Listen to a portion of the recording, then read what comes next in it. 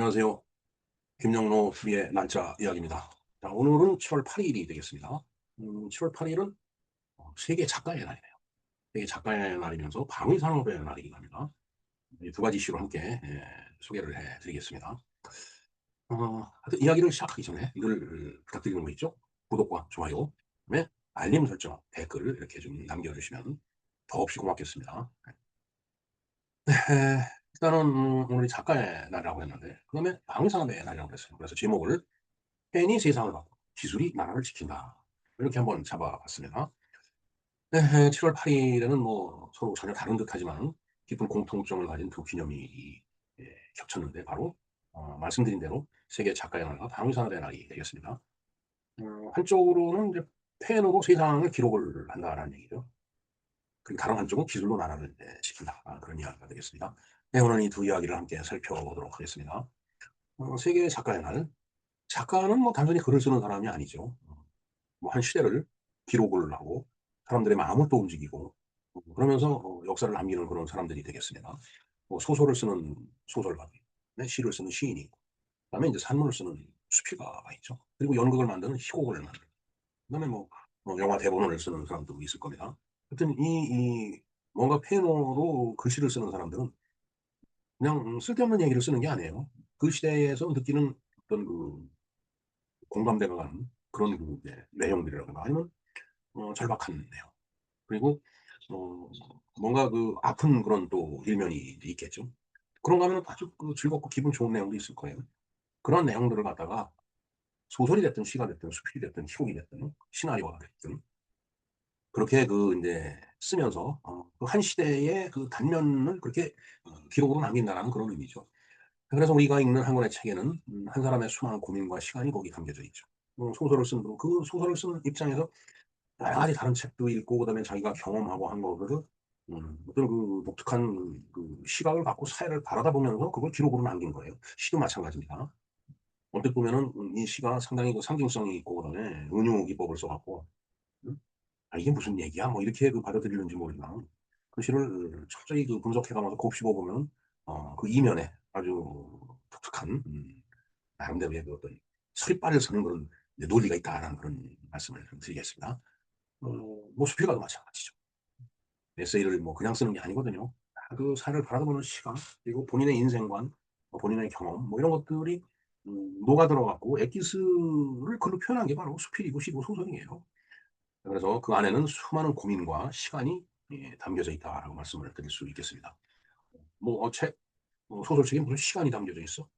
근데 그 시간을 지나오면서 경험한 것을 거기에 표현했기 때문에 시간도 거기에 들어 있다라고 봐야 되는 것이 맞습니다.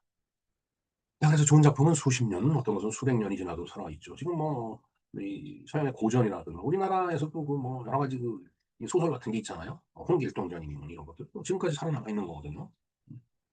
글쎄요 저는 그 음 어 6-7년 전에 그 정확하게 한 7년 전이네요. 7년 전에 제가 책을 이제 두 권을 썼는데 어 이게 보니까 인제 절판이 됐더라고요. 더 이상 인제 인쇄소 그러니까 출판사에서 찍어내지 않는 그런 상태가 됐는데 어 이게 뭐 모든 그 책이 그 다 수명이 있죠. 근데 제 수명은 한 6-7년 정도밖에 안 됐다라는 생각을 하니까 한편 '아 글을 정말 제대로 쓴 건지.' 하는 그런 씁쓸한 마음도 드는 건 사실이었습니다. 그러나 뭐 영원한 건 없죠 사실. 영원한 건 그 제일 지금 길게 이 생명력을 갖고 유지되어 오고 있는 그 기록물은 역시 성경책이죠. 그다음에 뭐 불경도 마찬가지일 거고 나름대로 그 인간이 살아가는 데 있어서 그 올바른 방향을 제시하고 그다음에 뭔가 절대자에게 귀의하려고 하는 그런 인간의 마음 때문에 그런 그 유의 그 기록물들은 생명력이 끊임없이 지속이 되는 것 같다는 생각을 해 봅니다. 음 하여튼 책 한 권이 사람의 삶을 바꿀 수가 있죠.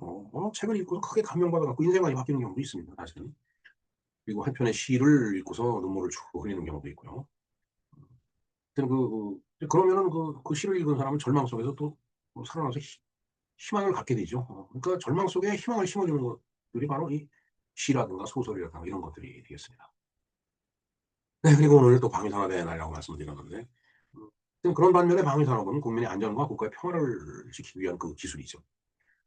뭐 전차를 만든다든가 전투기를 만든다든가 그다음에 함정과 미사일 뭐 이런 거 레이더, 인공지능, 드론 심지어는 또 우주까지 나갈 수 있는 우주 기술까지 이 모든 첨단 산업이 서로 그 연결이 돼 있어 갖고서 만들어지는 것이 바로 방위 산업의 그 산물들이죠.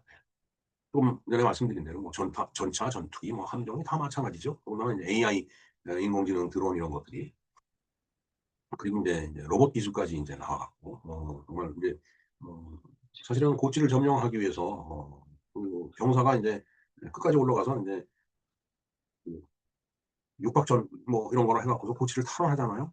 그러려면 많은 그 인명이 손상이 됩니다.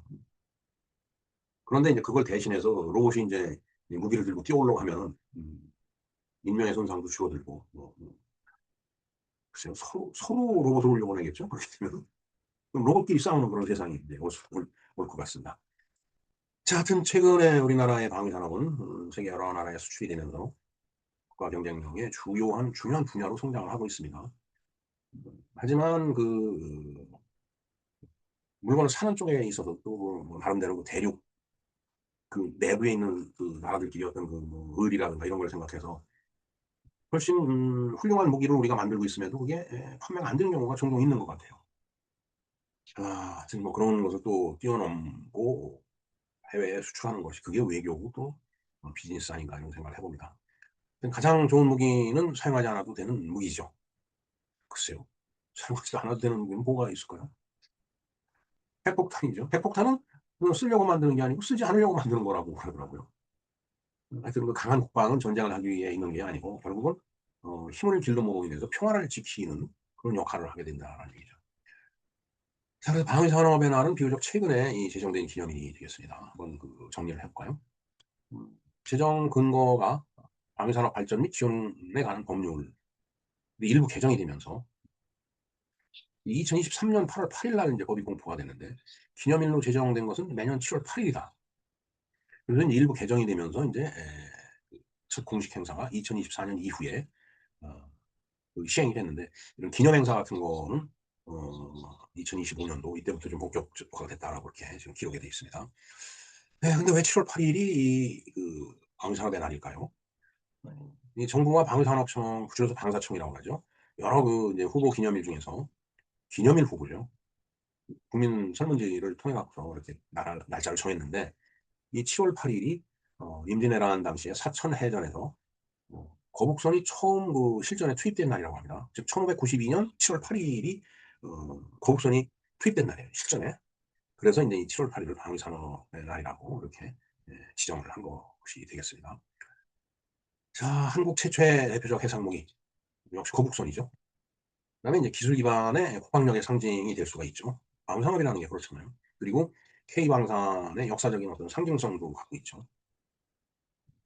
거북선의 어떤 그 실전 투입이라고 하는 것이. 자, 그래서 이 세 가지를 한데 묶어갖고 반영해서 정해진 그런 날짜가 바로 강산업의 날이라고 합니다.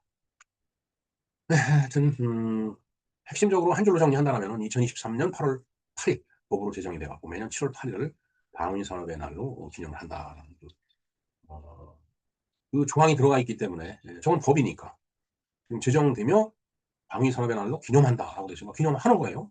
안 하면은 법률 위반이 되는 거죠. 자, 마무리를 또 말씀을 드린다면 이 작가의 날인데 작가는 생각을 지키고 방위산업은 나라를 지키는 거죠. 작가가 자기 생각을 못 지키면 그거는 기록물로서의 가치가 없습니다. 여기 가서 이 얘기하고 저기 가서 저 얘기하고 가면 그러면 안 되죠.